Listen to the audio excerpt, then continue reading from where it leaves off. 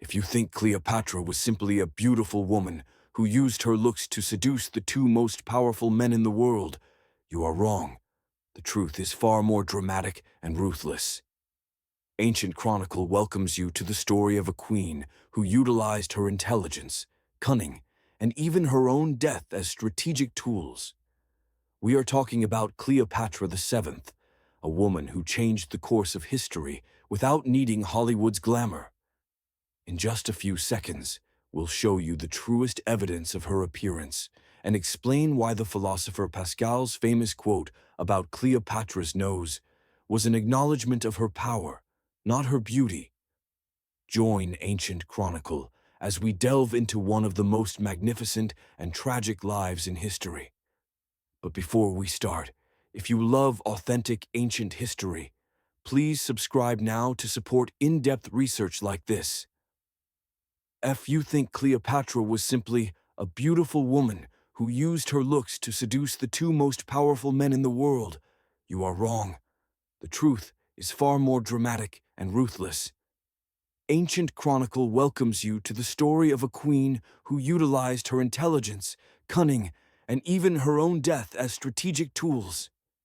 We are talking about Cleopatra VII, a woman who changed the course of history without needing Hollywood's glamour.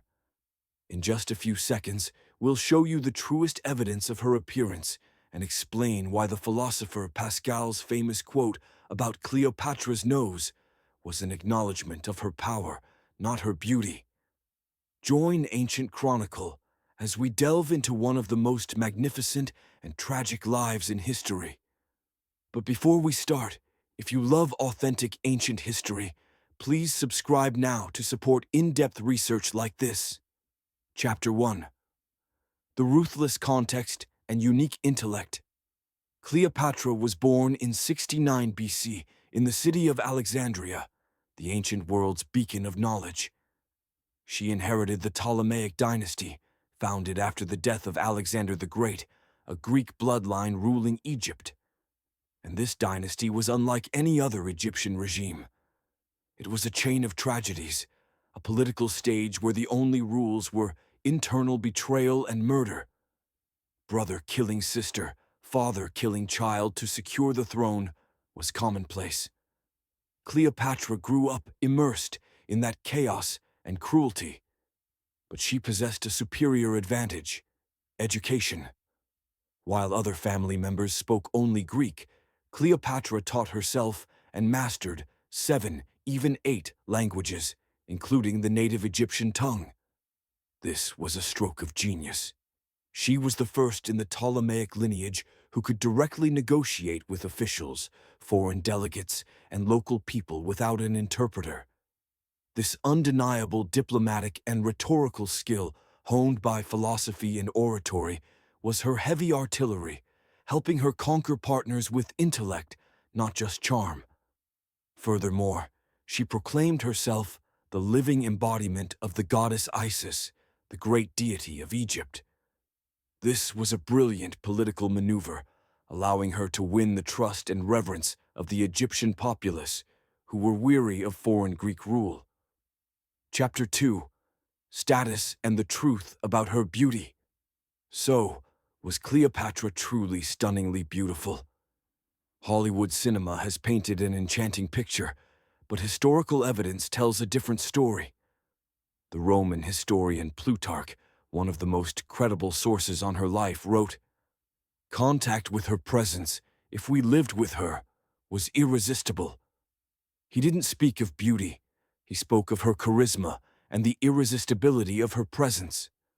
To find authentic evidence of her physical appearance, we must look at something that does not lie: the coins minted and circulated during her reign. On these coins, we see a prominent nose and chin, completely unlike the cinematic stereotype. This brings us back to Pascal's quote: "If Cleopatra's nose had been shorter, the whole face of the world would have been different." Pascal did not mean to criticize her beauty. He meant to emphasize that her power, cunning, and political ambition created such a massive impact that if she had possessed even one small physical difference, she might not have made the decisions that led to the collapse of the Roman Republic and the change of the world order. Beauty was merely a facade. Intellect was the tool. Chapter 3. The Survival Plan with Caesar. In 51 BC, Cleopatra ascended the throne, marrying her younger brother Ptolemy XIII. But just a few years later, she was accused of treason by her brother's advisors and exiled from Alexandria. She retreated to Syria, raising her own army and waiting for the right moment. And that moment arrived under one name, Julius Caesar. In 48 BC, Pompey, Caesar's greatest rival, sought refuge in Egypt and was brutally assassinated by Ptolemy XIII's men. When Caesar arrived in Alexandria to track down Pompey, he was shocked and enraged by the Egyptians' savage act. Cleopatra knew this was her only chance to turn the tide. She was a fugitive, unable to return openly. She devised one of the most audacious plans in history. She hid herself inside a large papyrus sack, rolled up like a rug, carried by her loyal attendant Apollodorus, past the guards, and delivered directly into Julius Caesar's bedroom. When the sack was opened, Cleopatra stepped out. In that moment, she was not a pleading queen, but an unexpected political gift, wrapped in reckless daring and cunning.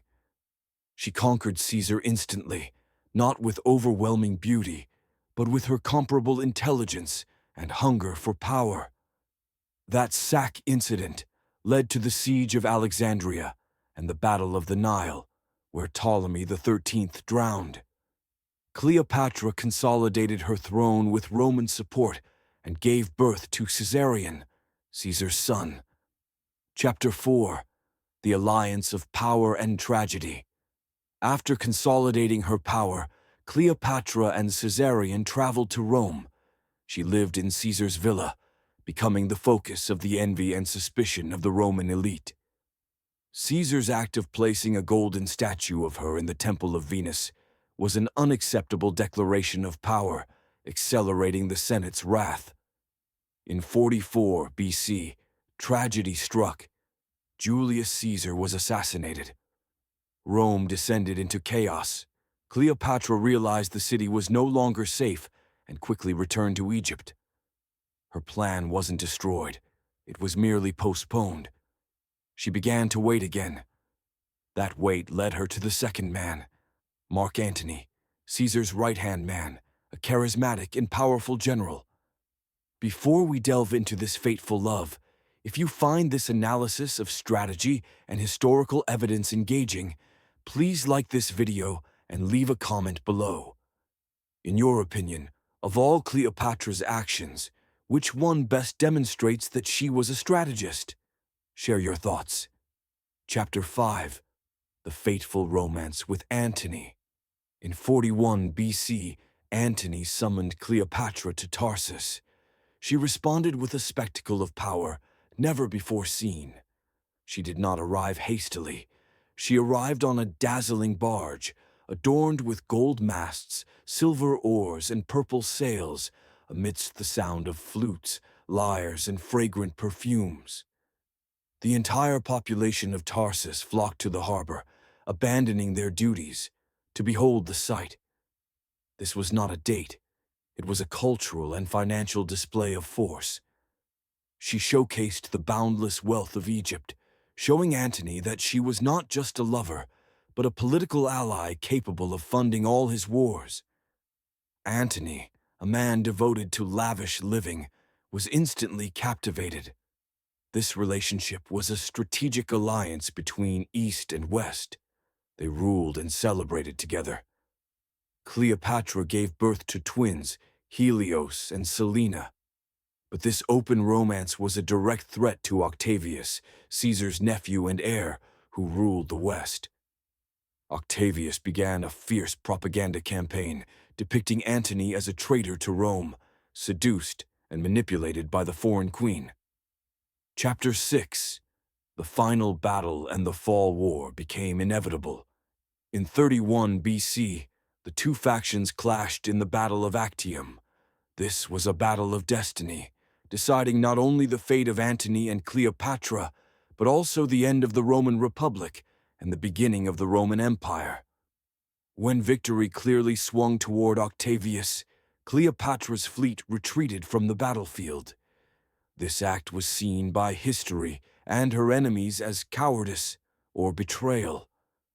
But perhaps it was a desperate strategy to save the Egyptian fleet, her remaining force, in hopes of continuing negotiations or resistance later. But Antony was completely shattered after the defeat. He was broken in spirit and body. Octavius, with his political cunning, quickly besieged Alexandria. Chapter 7. The Honorable Death. As Alexandria fell, Antony received false news that Cleopatra had committed suicide. In despair, he drew his sword and fell upon it. But the blow was inaccurate, and he did not die instantly. In his final moments, Antony was brought to Cleopatra's hideout. The moment he took his last breath in her arms is one of the most tragic and romantic scenes recorded. After Antony's death, Cleopatra knew her fate. Octavius intended to capture her alive, to parade her as a trophy in his triumphal procession in Rome. That humiliation was unacceptable to a goddess Isis and an independent queen. Cleopatra executed her final strategy, death by choice. She sent a letter to Octavius, requesting to be buried next to Mark Antony. She then donned her most magnificent royal garments, lay on a couch, and carried out her plan. How she died remains a controversial historical mystery. The popular hypothesis is the bite of an asp, cobra. But many historians believe that given her intellect and meticulous preparation, she chose a potent, painless poison that had been carefully concocted. Either way, it was a final act to preserve her honor. She died in serenity, just 9 days after her lover. The death of Cleopatra VII marked the end of the Ptolemaic dynasty, which had lasted 3 centuries, and the transformation of Egypt into a Roman province. Her true legacy is not that of a queen,